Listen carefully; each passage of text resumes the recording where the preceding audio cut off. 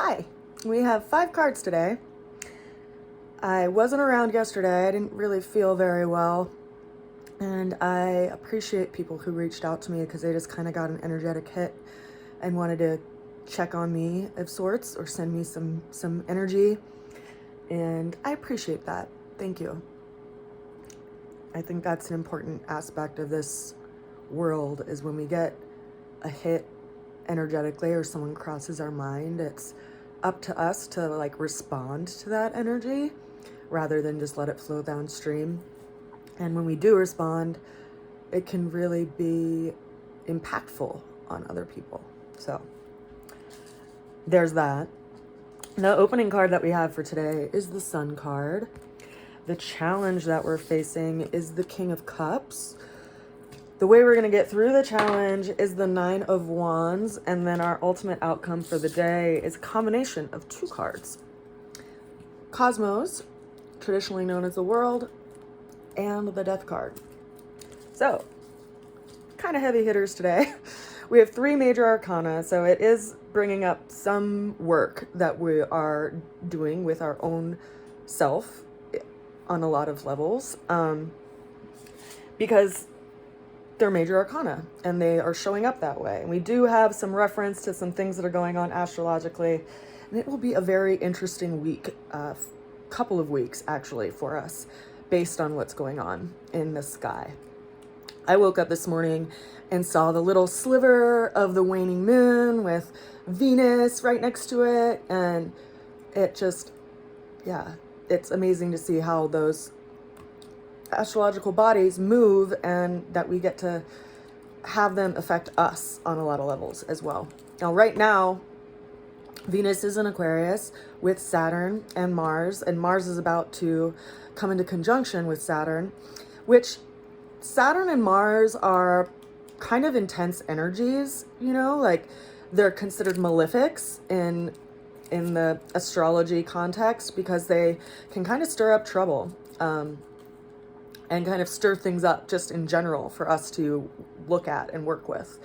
And it's interesting because simultaneously, while they're doing that, we have the North Node also in a square relationship with that. So it's important for us to consider that the challenges that we're facing these next couple of weeks are actually putting us in alignment with where we need to be putting our direction in this life, because that's what the North Node is. It's like showing us where our work is in this lifetime. And because of this energetic, it's like kind of calling us to task in a lot of ways. So we have this opening card of the Sun.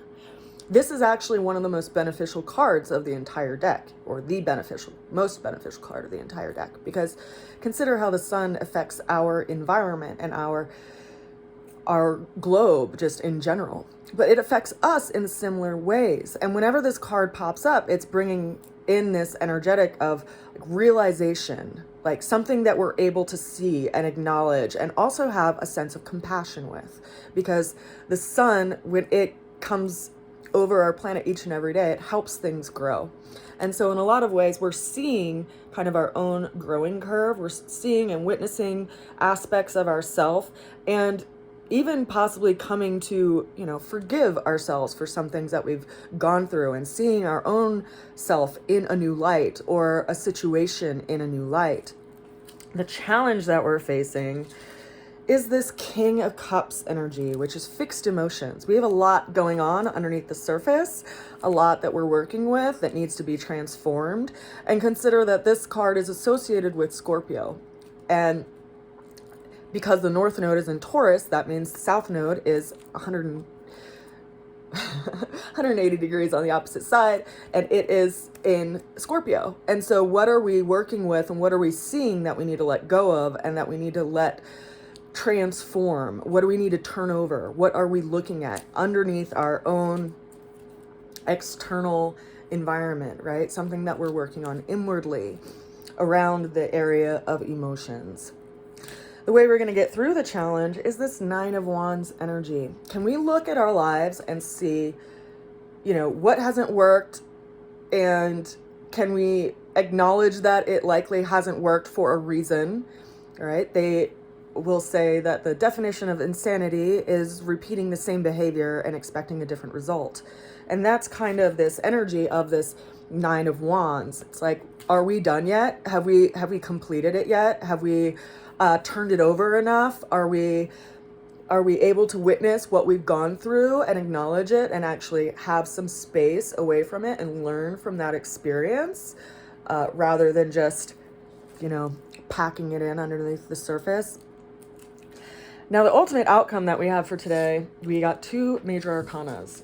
And so I lay out all 78 cards, and then I drag my hands across and see which one pops out. I choose my cards a little differently than a regular tarot deck because they're so big. It's really hard to shuffle them as you would a normal tarot deck. So I let my hands just kind of guide and pull out the cards that need to be pulled out, and these 2 came out together. So we have this combination of the world, cosmos, which is also this energetic of completion, but it's like a realization that comes together, right? There's this energy of Saturn that's like in alignment with our life path and our reputation in front of others and our ultimate, I guess, dream in life as well. And this is this energy of like completion, like it's attainable. And yet we have this other card paired along with it as well, which is the Death card, and it speaks to things that need to end so that new things can be born from them, right? Death automatically brings about rebirth. Every year when visibly our surroundings look to be dying, they're actually preparing for new birth.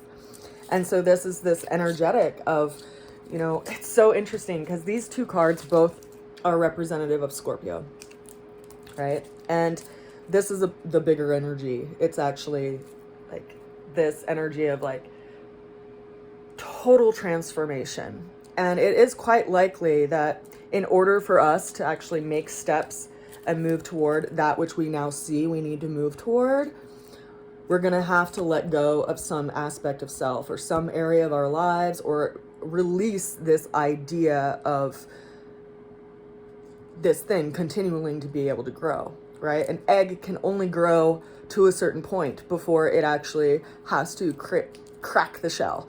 A seed can only stay a seed for a long enough time. It won't actually reach its potential until it dies to the reality of being a seed, transforms that scenario, and grows into a plant. And so this feels like the combination of these 2 cards. And yet, as I mentioned in the very beginning, we are going through a conjunction with Saturn and Mars right now. And Scorpio is governed by Mars and also governed by Pluto. And so it's interesting to me that these cards also showed up because Mars and Saturn are going into conjunction. And as I said, this is an energy that is like a challenge. And it's a challenge that I encourage us all to not like beat ourselves up for, but rather to look beyond like the friction in it and see what it is presenting for us to apply ourselves within. Like, what is it engaging? What do we need to work through? Because that piece that we're working through ultimately is helping us get more in alignment with our own North Node, which is, as I said, currently in Taurus, but it's bringing this energy of where it is in Taurus to wherever your natal North Node is as well. So for instance, as an example, the North Node is in Taurus right now, which is in my 9th house, and that is the house of the teacher and higher education and higher learning.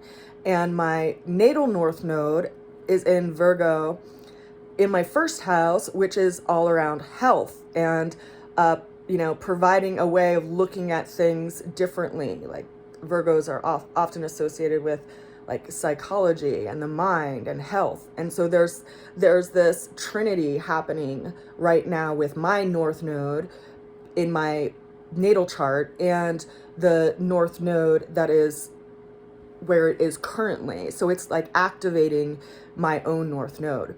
So it's really I think, impactful to follow the movements of the planetary bodies, even though the node isn't necessarily a planetary body, it's a mathematical figuring. But it gives this sense when we look at, you know, where Mars and Saturn are and how it is stirring up areas in our own life. Like, for instance, Saturn and Mars being in Aquarius right now. Aquarius is in my 6th house, which is my house of work.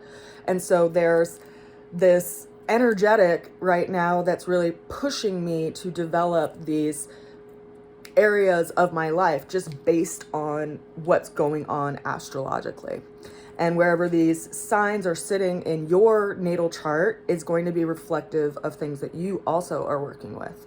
So that's, I think, what is so interesting about astrology, and also tarot, because it highlights those movements if you're aware of how the cards represent what's going on astrologically. So it will be an interesting week, but I do encourage us to all consider that a challenge is just an opportunity. It's not like some being in the sky is casting lightning bolts at you and has it out for you personally. These challenges are actually what allow us to become as we move through them and transform through them. And we're all in a really intense time of transformation. I send you a lot of love and a good wish as we get through today, and I will see you again soon. Bye for now.